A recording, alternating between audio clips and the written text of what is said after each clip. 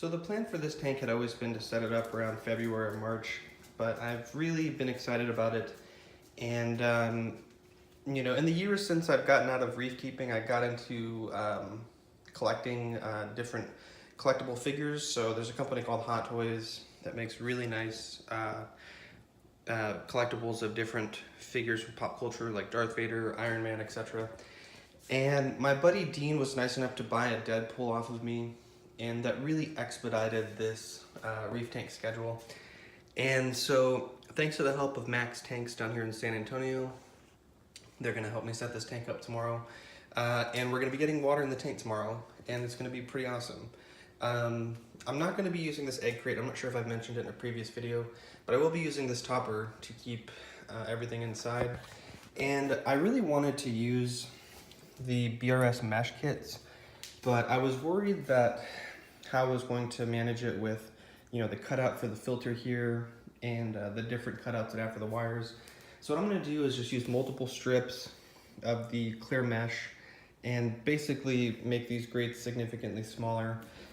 This weekend, I also painted the filter black in some areas, just because the gluing that I did to do the Fuge mod was a little messy through the clear plastic. It's fine, but you could see the plastic that where the glue had gotten on it on the sides.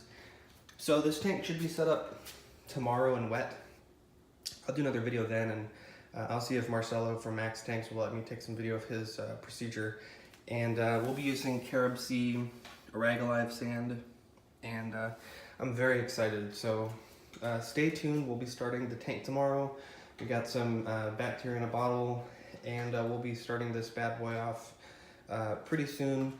And I've also been looking at reef cleaners for a cleanup crew and a few other places, and then for fish, just checking out some local fish stores.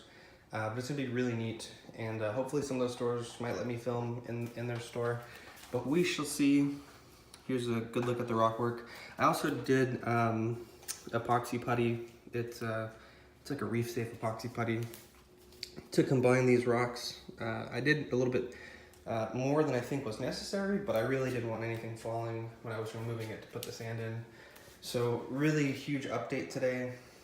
Really excited.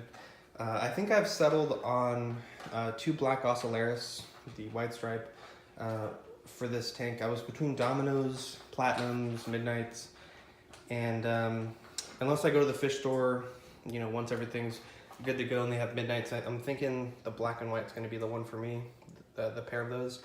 And for additional fish, once we get to that point, I'm still thinking I'd love a yellow clown goby for a little bit of color, and maybe a orchid dotty back, but we shall see. I was also looking at some videos and tanks of a McCosker's flasher wrasse in a 20 long, and there's some articles that support that, but I guess my main concern is jumping, and that's why I'm adding the mesh just in case I decide to go that route.